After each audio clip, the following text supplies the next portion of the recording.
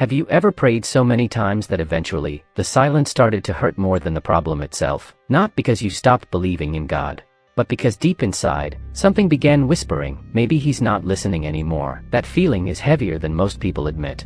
You wake up carrying questions nobody else can answer. You try to stay faithful, you try to trust, but days turn into months, and nothing changes. The door stays shut, the pain stays present, the confusion stays loud, and the hardest part, other people seem to hear God so clearly. They talk about peace, direction, miracles, open doors. Meanwhile, you're sitting in the middle of uncertainty wondering why heaven suddenly feels distant. But what if silence does not mean absence? What if the moments where God feels far away are actually the moments where something deeper is happening beneath the surface? Because throughout Scripture, some of the people closest to God walked through long seasons where he seemed completely quiet. Joseph spent years forgotten in prison after receiving a dream from God. David was anointed king, then hunted through caves. Even Job cried out asking why heaven felt silent while his life collapsed around him. And maybe that's the first thing nobody tells us. Faith is not proven when answers come quickly. Faith becomes real when nothing makes sense and the heart still chooses to stay. By the end of this video, you may begin to see silence differently. Not as rejection,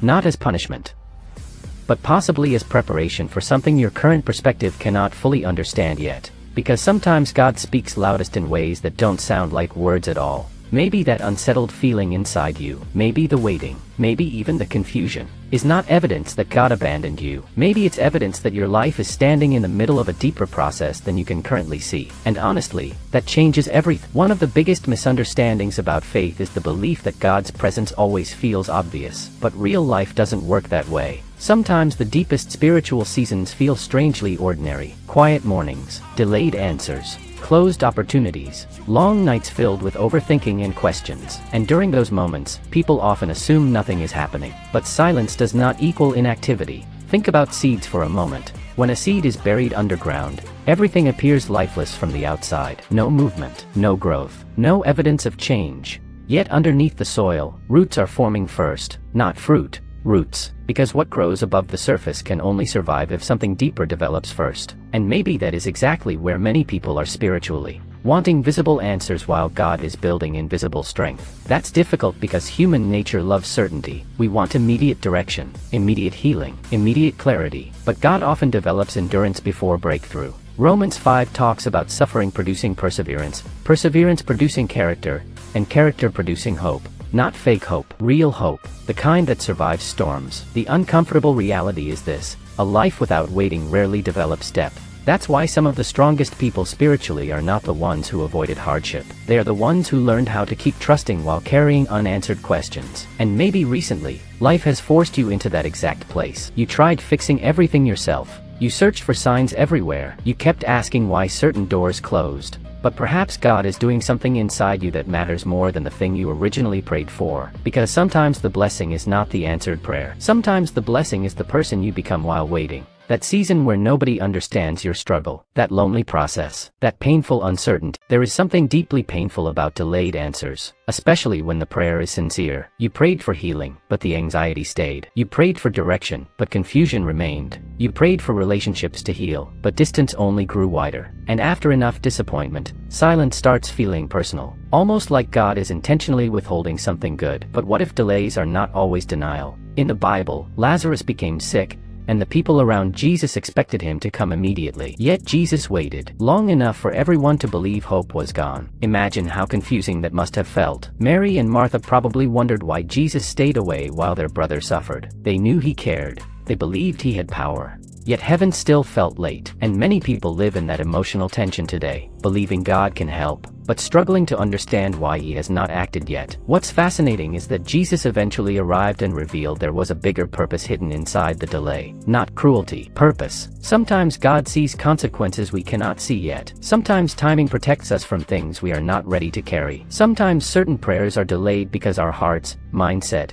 or direction still need transformation first. Imagine receiving everything immediately while remaining emotionally unprepared for it. Success without wisdom destroys people. Relationships without healing create deeper wounds. Opportunities without maturity become burdens. God often prepares the person before releasing the assignment. And maybe that explains why certain seasons feel slow. Not because your life is forgotten, but because heaven sees further ahead than human emotion can. That does not make waiting easy. It still hurts. It still stretches patience. It still creates moments of doubt. Even David wrote psalms filled with raw honesty, asking God questions most people are afraid to say aloud. And maybe that is another important reminder. God is not intimidated by honest emotions. You do not need perfect words to pray. You do not need polished faith to approach Him. Sometimes the most powerful prayer sounds like, God, I don't understand what you're doing, but I still want to trust you. That kind of honesty opens the heart again. Not because every answer suddenly appears, but because relationship becomes deeper than explanation. Sometimes the loudest noise in life is not outside. It's inside the mind. The overthinking, the fear of making wrong choices,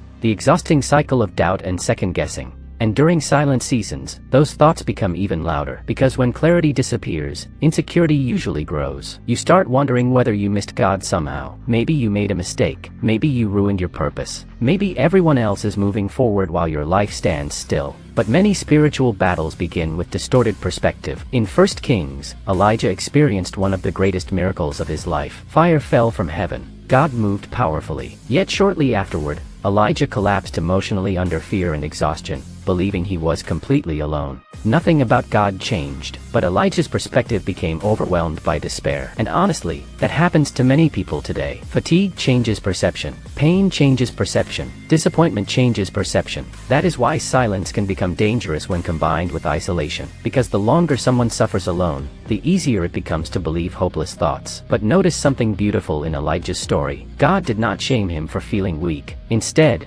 God met him gently, not through chaos, not through pressure, but through a quiet whisper. Sometimes people expect God only in dramatic moments while missing His presence in small daily mercies. A conversation arriving at the right moment, strength to survive another difficult day, unexpected peace during anxiety, the ability to keep going even while emotionally tired. Those moments matter more than most realize. And maybe God has been closer than you thought. Not always removing the storm instantly, but sustaining you in the middle of it. There are people listening right now who should have broken completely by now based on everything they carried. Yet somehow, they are still here, still breathing, still hoping, still searching for God despite the confusion. That itself may be evidence of grace already working quietly in the background. Because sometimes God's greatest miracle is not immediate escape from hardship. Sometimes the miracle is receiving enough strength to survive what once would have destroyed you. There comes a moment where faith becomes less about controlling outcomes and more about surrendering trust. That is difficult because most people naturally want certainty before obedience. They want to know exactly where life is heading, exactly when prayers will be answered, exactly how pain will end. But God rarely reveals the entire picture at once. Psalm 119 says, "Your word is a lamp to my feet," not a stadium light, a lamp, just enough light for the next step. And maybe that is intentional, because complete visibility would remove dependence. Many people want God to give them a detailed map while avoiding relationship with Him in the process. But faith was never designed to function like a transaction. It is relationship built through trust. And often, silence exposes what we truly depend on. Do we trust God only when life feels comfortable? Only when prayers happen quickly? Only when emotions feel strong? Or can trust survive uncertainty too? That question changes everything. Because eventually, many believers discover something unexpected. God's silence was not creating distance. It was inviting deeper closeness. Prayer becomes more honest. Worship becomes more personal. Faith becomes less performative and more real. You stop chasing temporary emotional highs and begin searching for genuine connection with God Himself. And strangely, that kind of faith becomes unshakable. Not because life becomes easy, but because your foundation changes. You realize peace does not come from having every answer. Peace comes from knowing God remains present even when answers feel delayed. That realization carried Paul through prison. It carried Joseph through betrayal. It carried Jesus through the cross itself. And it can carry you too. So if life feels quiet right now, if heaven feels distant, if your heart is exhausted from waiting, do not assume the story is over. Some of God's greatest work happens in hidden seasons before breakthrough becomes visible. And one day, many people will look back and realize the silence they feared was actually the season that transformed them most deep. Maybe the biggest shift happens when a person finally stops interpreting silence as abandonment. Because once that perspective changes, something inside begins healing.